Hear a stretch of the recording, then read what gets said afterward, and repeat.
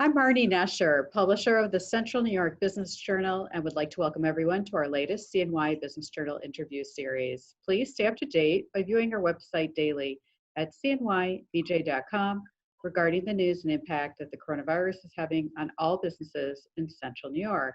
Now I have the pleasure to welcome Ryan Benz, partner of Redev CNY, located in Syracuse. Ryan, thanks for joining me again. Marty, thank you. Thank you. It's a pleasure to be here.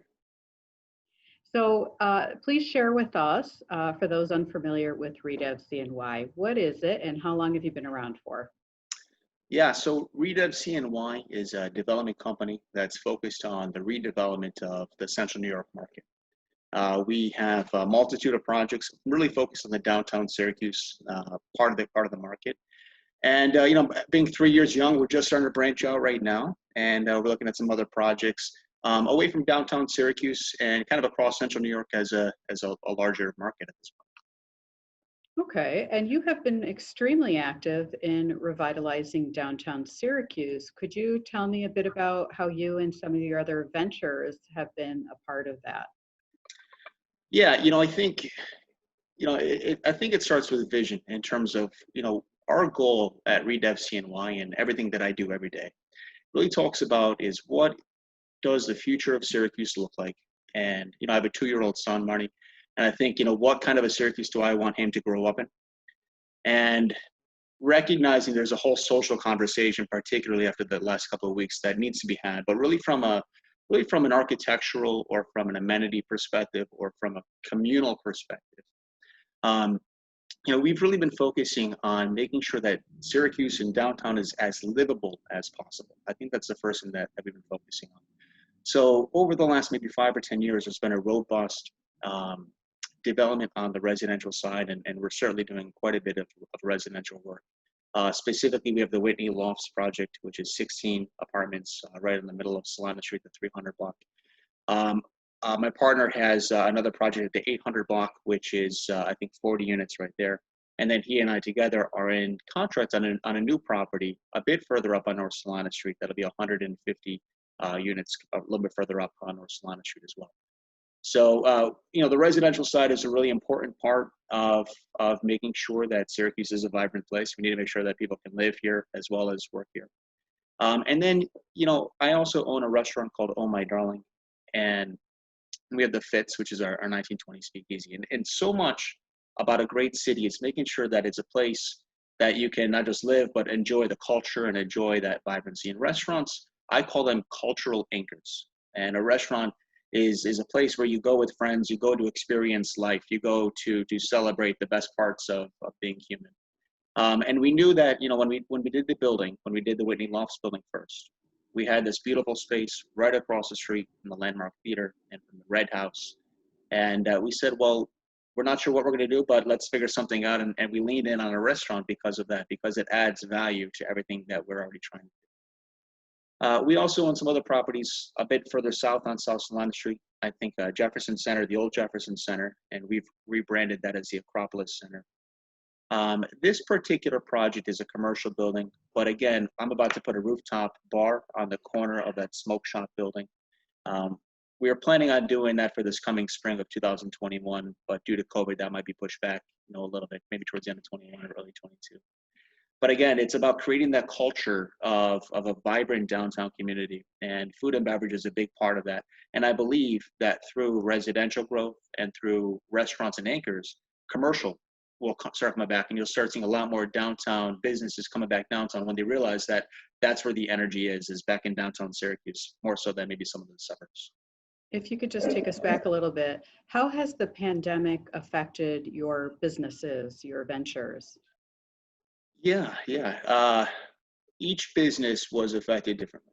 And I think I'll start with Oh My Darling, where obviously, as a full service restaurant and bar, we were shut down for just shy of 3 months. We were eligible to participate in the PPP, and with the recent legislation changes that made that up to 20, I think it's 26 weeks or 24 weeks now, particularly for restaurants, that's a really significant game changer, and one that thankfully is there for us now. On the commercial side, unquestionably, some of our commercial tenants have had to close offices, and our retail tenants have had to close their retail stores. So we've worked with all of our tenants absolutely where possible to extend our mortgage, which allows them to delay rent payments, on a short-term basis. And we'll figure all that stuff down the road.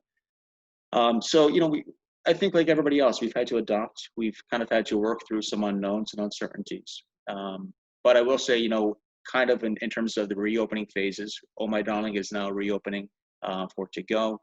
We're hopeful that the phase 3 will start in the coming days here so that we can reopen the interior. For Redev CNY as a whole, we continue to do deals. We're continuing to look for other properties. We're submitting another offer right now on a property in Utica, which is a really exciting property.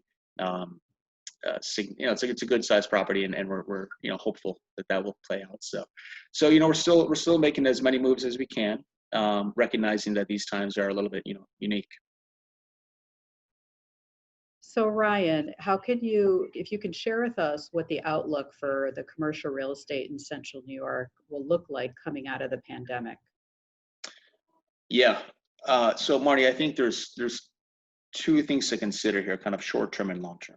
And short term, I think we're beginning to see now where a lot of offices are starting to come back with limited occupancy or with interior barriers separating what was once an ideal amenity with open office spaces. Now you see that there's interior partitions going up, additional cleaning regimens.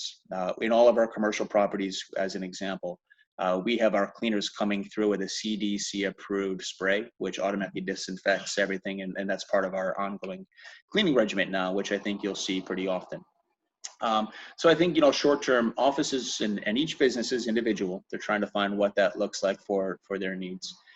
You're going to continue to see in the short term a lot of remote working, and maybe 3 days at home, 2 days in the office, something like that, with some tiered office actually coming into the office. I think over the long term, I'm not somebody that believes that remote working will continue to grow.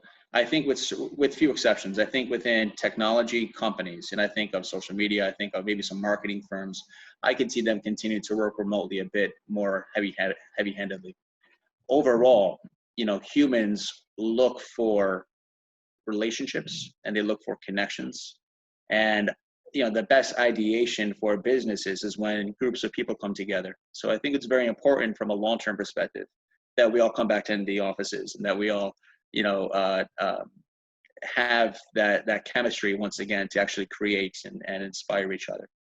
And I think I'll just say one last thing is to say that I'm very bullish on the Syracuse market in particular, because I think when you compare Syracuse to other markets, we really differentiate ourselves really well from an office market perspective. And the office market in Syracuse runs maybe $12 to $14 a foot. You're talking, compare that to other markets where in New York City, I guess as an example, you're between $70 and $100 per foot. So I think what you're going to see is companies that might have their offices or back office support in New York City or in Stamford or in New Jersey, or maybe anywhere in that downstate region, they're going to start looking, and I think that they should start looking to maybe expanding into some of the suburbs or maybe outside of the New York market.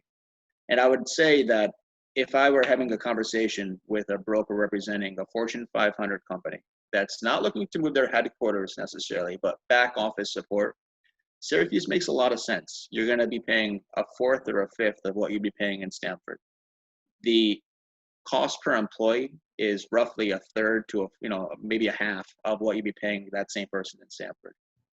The quality of life, based on measurable statistics, is significantly higher here in Syracuse as well. So I think that in terms of long-term commercial growth here in Syracuse, there's a lot of potential upside, so long as we can continue to get that message out to folks that are in a position to make investments outside of New York or Stanford or any one of those major cities that have unquestionably been hampered because they've been in those metropolitan markets where, I'm sure they're all looking at cities like us saying, how did they get open faster? How does that affect my business bottom line? And maybe now this is a good time to take a look at some different real estate strategies. This is a great message for the community to hear that there's optimism, The commercial real estate is going to be bouncing back. And we have potential, hopefully, for new businesses to come into our area after coming through this pandemic. I think, along with the education that we have available, we have some great resources and the quality of life. Hopefully, this will be a new beginning or an invigoration to what we've just, as we come out this pandemic. So I think it's really important to hear your message. I appreciate it. Thank you, Marny. Thanks for having me today. Thank you so much. Thanks for joining me. And everybody, please continue to stay healthy during this period of time as we go through the reopening. We will persevere as a community. Thank you so much.